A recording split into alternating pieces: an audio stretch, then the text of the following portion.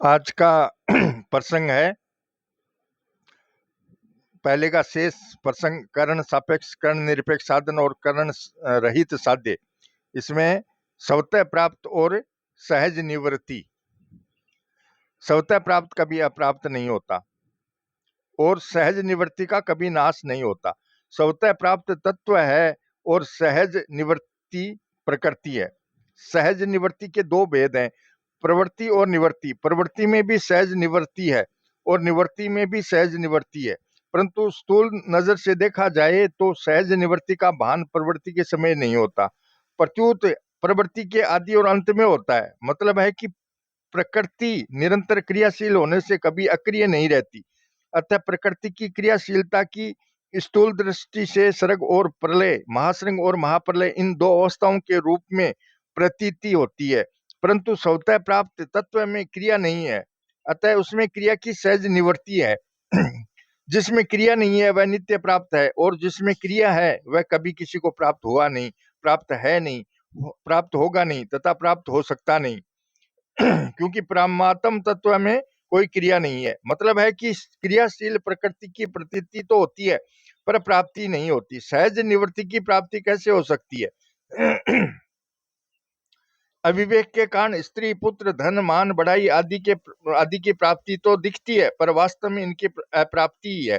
कारण कि ये पहले भी अप्राप्त थे, पीछे भी अप्राप्त हो जाएंगे और वर्तमान में भी ये हमारे से निरंतर वियुक्त हो रहे हैं। अतः इनकी निरंतर निवृत्ति संबंध विच्छेद है, प्राप्ति नहीं है। तत्व की प्राप्ति भी स्वतः सिद्ध है और प्रकृति की निवृत्ति भी स्वतः सिद्ध है। तत्व की प्राप्ति का नाम भी योग है, समत्वम योग उच्यते, और प्रकृति की निवृत्ति का नाम भी योग है। दुख संयोग वियोगम योग संगीतम है। इस प्रकार विवेक को प्रधानता देकर अपनी विवेक शक्ति का उपयोग करके सहज निवृत्ति की निवृत्ति और स्वतः प्राप्त की प्राप्ति स्वीकार करना कर्ण निरपेक्ष साधन है। उसके बाद है संसार का अभाव और परमात्मा तत्व का भाव। देखने, सुनने तथा चिंतन करने में जितना भी संसार आ रहा है उसका पहले भी अभाव था, पीछे भी अभाव हो जाएगा तथा वर्तमान में भी यह निरंतर अभाव में जा रहा है। देखिए, सुनिए, गुनिए मन माही, मोह मूल परमार्थ नहीं। इसका इतनी तेजी से परिवर्तन हो रहा है कि इसको दो बार नहीं देख सकते। अर्थात एक बार देखने में ये जैसा था दूसरी बार देखने में ये वैसा नहीं रहता। ये संसार का नियम है, इसमें केवल परिवर्तन ही परिवर्तन है। परिवर्तन के पुंज का नाम ही संसार है। वस्तु के उत्पन्न होते ही उसके नाश का क्रम आरंभ हो जाता है। जैसे जमीन में बीज डालते हैं तो पहले मिट्टी पानी के संयोग से बीज कुछ फूलता है, फिर वह फूटता है तो उसमें से अंकुर निकलता है, अंकुर से फिर दो पत्तियां निकलती हैं, फिर वह बढ़कर पौधा बनता है, पौधा बढ़ते बढ़ते वृक्ष बनता है, फिर वह वृक्ष भी धीरे धीरे पुराना होकर अंत में गिर जाता है। मतलब है कि बीज के बढ़ने से लेकर वृक्ष बनने तक उसमें निरंतर परिवर्तन ही परिवर्तन हुआ है।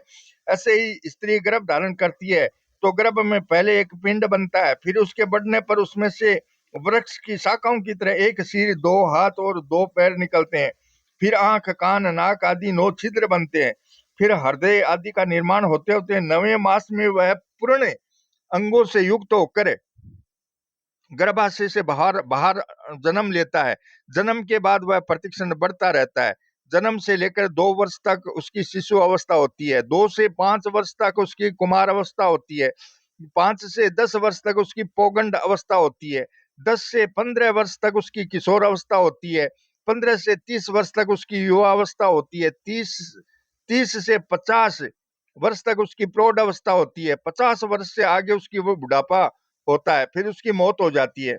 मौत के बाद सूक्ष्म शरीर तथा कारण शरीर दोनों को लेकर जीव परलोक गमन करता है और स्थूल शरीर यहीं पड़ा रह जाता है। उस स्थूल शरीर में अनेक विकार, फूलना, सड़ना आदि होने लगते हैं। उसको जलाने से वह राख बन जाता है, पशु पक्षियों के खाने से वह मीट बन जाता है और जमीन में गाड़ने से वह कीड़ा बन जाता है। मतलब यह हुआ कि गर्भ से लेकर अंत तक शरीर में निरंतर परिवर्तन होता है। उत्पन्न होते ही उसमें विनाश की क्रिया आरंभ हो जाती है। इसलिए जन्म लेने के बाद बालक बड़ा होगा कि नहीं होगा, पढ़ेगा कि नहीं पढ़ेगा, व्यापार करेगा कि नहीं करेगा, डॉक्टर इंजीनियर बनेगा कि नहीं बनेगा, ब्याह करेगा कि नहीं करेगा, उसके संतान होगी कि नहीं होगी आदि सब बातों में संदेह रहता है। पर वह मरेगा कि नहीं मरेगा इस बात में कोई संदेह नहीं रहता, क्योंकि वह निरंतर मर ही रहा है। इस प्रकार संसार मात्र में कोरा परिवर्तन ही परिवर्तन है।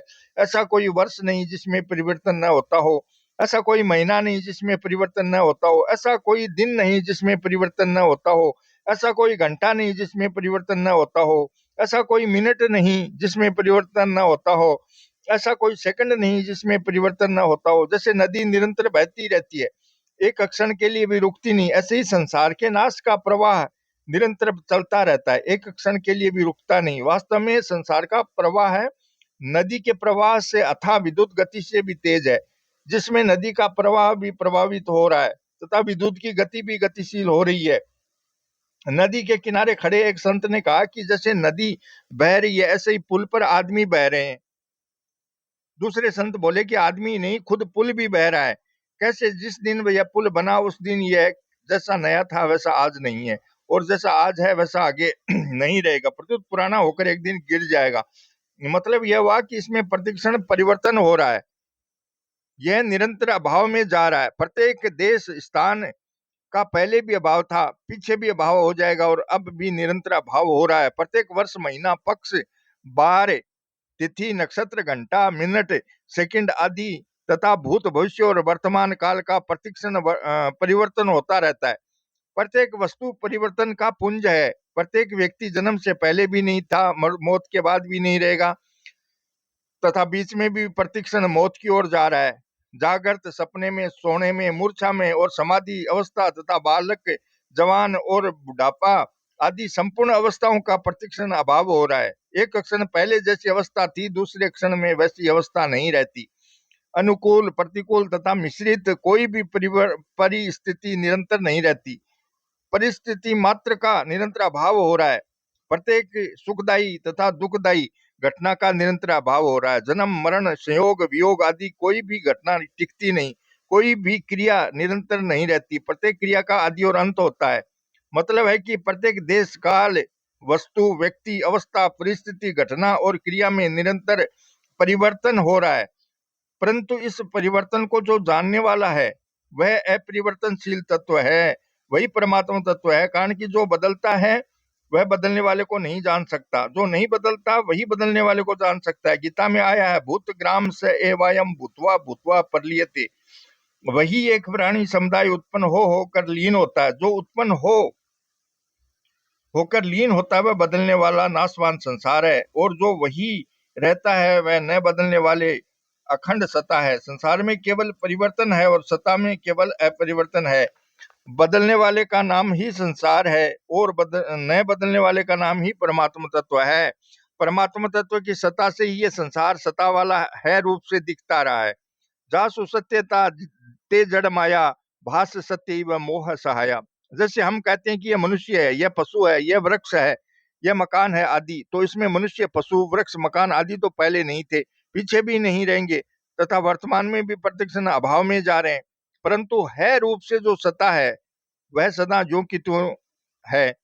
मतलब है कि मनुष्य, पशु, वृक्ष, मकान आदि तो संसार है, और है परमात्मा तत्व है। संसार की तो सत्ता नहीं है और परमात्मा तत्व का अभाव नहीं है। नाश तो विद्यते भाव, ना भाव विद्यते सतः। पृथ्वी, जल, अग्नि, वायु, आकाश, मन, बुद्धि तथा अहम, ये आठों अपरा प्रकृति हैं। इन आठों में क्रिया, परिवर्तन अथवा विकृति होती है, पर ये जिसकी सत्ता से सत्तावान प्रतीत होते हैं उस है में कभी थोड़ा बहुत भी कोई क्रिया, परिवर्तन अथवा विकृति नहीं होती। वह नित्य निरंतर ज्यों का त्यों रहता है। जैसे हम कहते हैं कि पृथ्वी है, तो इसमें दो शब्द है, पृथ्वी और है। जब भूकंप आता है तब तब वह पृथ्वी में आता है में नहीं आता। पेड़ पौधे पृथ्वी पर उगते हैं पर है में नहीं उगते। जल कभी बर्फ बनकर जम जाता है, कभी भाप बनकर उड़ जाता है, पर है न जमता है न उड़ता है। जल ठंडा या गर्म होता है, पर है ठंडा या गर्म नहीं होता। अग्नि कभी जलती है, कभी शांत होती है, पर है न जलता है न शांत होता है। वायु कभी स्थिर रहती है, कभी बहती है, पर है यानी परमात्मा तत्व न स्थिर रहता है न बहता है। बादल आकाश को आच्छादित करते हैं, पर है को आच्छादित नहीं करते। शब्द आकाश का, स्पर्श वायु का, रूप अग्नि का, रस जल का और गंध पृथ्वी का गुण है, पर है में ये गुण नहीं है। स्थिर या चंचल मन होता है नहीं होता। संकल्प विकल्प मन में होते हैं, है में नहीं होते। कभी ठीक समझना, कभी कम समझना और कभी बिल्कुल न समझना बुद्धि में है में नहीं। संपूर्ण क्रियाएं अहम में होती हैं, है में कभी थोड़ा बहुत भी कोई क्रिया नहीं होती। इसी अहम के साथ संबंध जोड़कर जीव मान लेता है कि मैं सुखी हूं, मैं दुखी हूं, मैं करता हूं, मैं भोगता हूं, मैं मूर्ख हूं, मैं विद्वान हूं, मैं ऊंचा हूं, मैं नीचा हूं आदि। परंतु है कभी सुखी दुखी, करता भोगता, मूर्ख विद्वान, ऊंचा नीचा आदि नहीं होता। हम कहते हैं कि संसार है तो परिवर्तन संसार में होता है में नहीं होता। जैसे काठ है तो विकृति काठ में आती है में नहीं आती। काठ जलता है नहीं जलता। काठ जलकर कोयला हो गया तो जो पहले काठ है वही अब कोयला है, तो है में क्या फर्क पड़ा। ऐसे ही काठ कटता है नहीं कटता। पानी में काठ बहता है नहीं बहता। काठ कभी गीला होता है, कभी सूखा होता है, पर है कभी गीला या सूखा नहीं होता।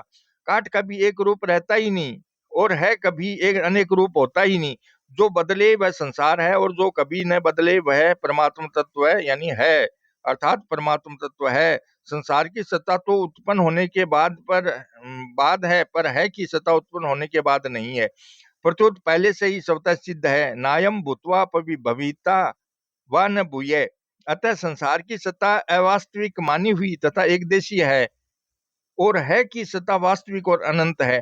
संसार को है की आवश्यकता है, पर है को संसार की आवश्यकता नहीं है। कारण कि संसार की सत्ता है के अधीन है, पर है की सत्ता संसार के अधीन नहीं है। जैसे प्रकाश में सब चीजें दिखती हैं तो सबसे पहले प्रकाश दिखता है, वस्तुएं पीछे दिखती है। ऐसे ही सबसे पहले है परमात्मा तत्व दिखता है, संसार पीछे दिखता है।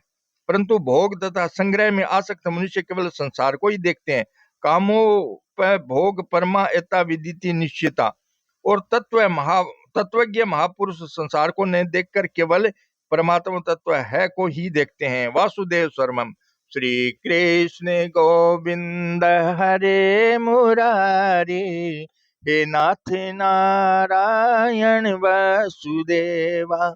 श्री कृष्ण गोविंद हरे मुरारी, हे नाथ नारायण वासुदेवा। जय श्री कृष्ण।